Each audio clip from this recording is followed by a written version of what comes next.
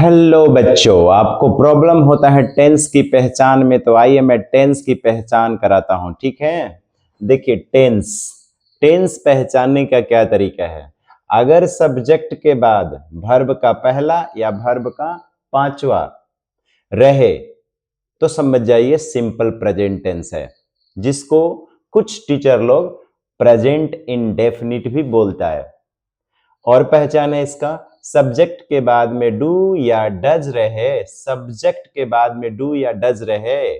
देखिए जैसे सब्जेक्ट है तो डू है, सब्जेक्ट के बाद डू या सब्जेक्ट के बाद डज रहे, तो आप समझ जाइए सिंपल प्रेजेंट टेंस यानी प्रेजेंट इंडेफिनिट है। इसके अलावा डू डज के बाद सब्जेक्ट रहे यानी सब्जेक्ट से पहले डू डज रहे, तो यही टेंस है सिंपल प्रेजेंट टेंस, जिसको कुछ टीचर लोग प्रेजेंट इंडेफिनिट कहता है। आइए एग्जांपल्स लिए हुए हैं। अच्छा, एक यहां पर एग्जांपल ले लिए हैं कि वर्ब का पांचवा कैसे बनता है। तो जिस वर्ब के अंतिम लेटर, जिस वर्ब के अंतिम लेटर, देखिए वर्ब है, जाना का वर्ब है, इसका अंतिम लेटर ओ है, इसका अंतिम लेटर में देखिए सी एच है और यहाँ पर एस एच है अंतिम में। तो जिसके अंत में O C H S H Z double S अगर रहता है वर्ब के अंत में, तो उसमें ई एस लगता है, यानी पांचवा बनाने के लिए ईएस जोड़कर पांचवा बनाया जाता है। तो क्लियर हो गया वर्ब का पांचवा कब कैसे बनाया जाता है। नहीं तो हमेशा एस लगेगा, ठीक है। नहीं तो अगर ये सब नहीं रहेगा अंत में तो क्या जोड़िएगा, सिर्फ एस। तो वर्ब में ईएस कब जुड़ता है ये मैंने क्लियर किया यहाँ पे, ठीक है। जैसे एग्जांपल गो, तो गो के अंत में ओ है तो गोज, ईएस जोड़ेंगे इसमें। टीच के अंत में सी एच है तो इसमें टीचेज होगा, ईएस जुटेगा। ब्रश के अंत में, ब्रश दांत धोना, ब्रश के अंत में एस एच है तो ब्रशेस हो जाएगा, यानी ईएस लगाएंगे। तो ईएस कब लगाते हैं और पांचवा बनाने के लिए ईएस कब लगाते हैं, तो ये सब कंडीशन है ईएस लगाने का, ठीक है। आइए इस टेंस का कुछ यहाँ पे पहचान एग्जांपल्स लिए हुए हैं।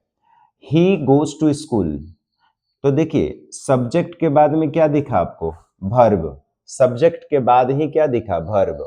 तो जब भी सब्जेक्ट के बाद वर्ब का पहला या वर्ब का पांचवा, ध्यान रखिएगा वर्ब का पहला नहीं तो पांचवा रहे तो सिंपल प्रेजेंट टेंस है।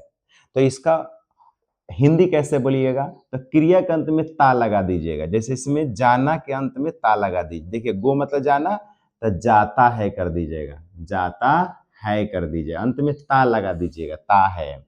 जैसे वह विद्यालय जाता है, ठीक है, क्रिया के अंत में ता है लगा दीजिएगा। दे के बाद देखिए सब्जेक्ट के बाद ही वर्ब है, वर्ब का पहला है यहाँ पे, तब सब्जेक्ट के बाद वर्ब है तो समझ जाइएगा कि ये सिंपल प्रेजेंट टेंस है। तो इसका हिंदी कैसे बनेगा, दे मतलब वे लोग होता है, तो वे लोग क्रियाक्रम में ताती लगा दीजिएगा, वे लोग मछली खाते हैं, वे लोग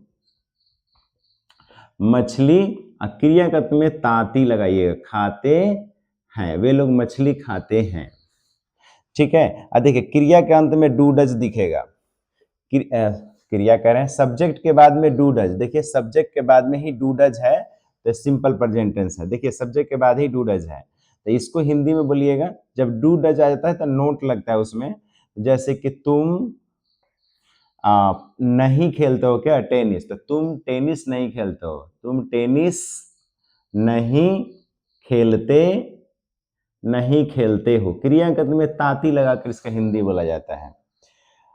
देखिए यहां पर सब्जेक्ट से पहले डज है, सब्जेक्ट से पहले है डू डज, तो पांचवा तो सिंपल प्रेजेंट टेंस ही है। तो सब्जेक्ट से पहले है तो भी यही है, सब्जेक्ट से पहले डू डज रहना चाहिए तब यही टेंस बोलिएगा। तो सब्जेक्ट से पहले डू डज, यहाँ लिखा है सब्जेक्ट से पहले डू डज, ठीक है, तो यही टेंस है सिंपल प्रेजेंट टेंस। जैसे डज राधा लव मी, क्या राधा मेरे से प्यार करती है, तो शुरू में है अगर डू डज है तो क्या लगा के बोलते हैं, शुरू में डू डज है तो क्या, क्या राधा मेरे से, है ना, प्यार करती है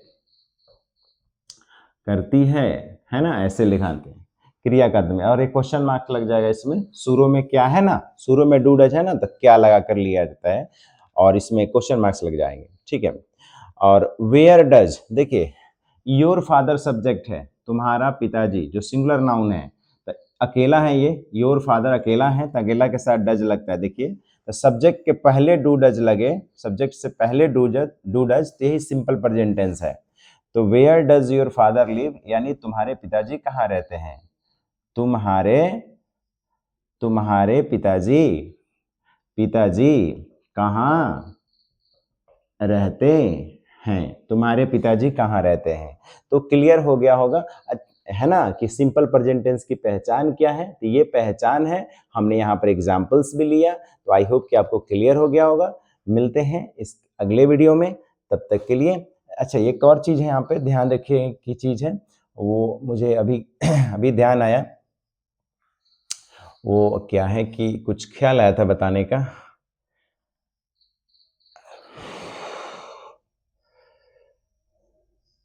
कुछ ध्यान आया था कि हाँ ये बताना जरूरी है, पर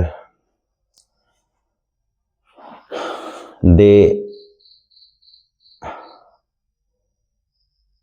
हाँ ये ख्याल आया था कि वर्ब का पांचवा कब लगता है, वर्ब का पहला कब लगता है, वर्ब का पांचवा रूप कब लगता है, वर्ब का पहला रूप कब लगता है। तो अगर सब्जेक्ट ही है ना, सब्जेक्ट क्या है, ही है, सी है, या ईट है, या किसी के नेम है बट अकेला नाम है ना, या सिंगुलर कोई नाउन है, सिंगुलर कोई नाउन है, तो इनके साथ आप वर्ब का पांचवा या इसी के साथ में डच का प्रयोग होता है, याद रखिएगा।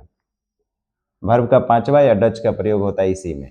बाकी कुछ भी रहेगा तो वर्ब का पहला और डू लगाइएगा, ठीक है। इन्हीं सब के साथ में वर्ब का पांचवा या, है ना, डज लगता है। नहीं तो अगर रहेगा दे मतलब ये लोग, और यू,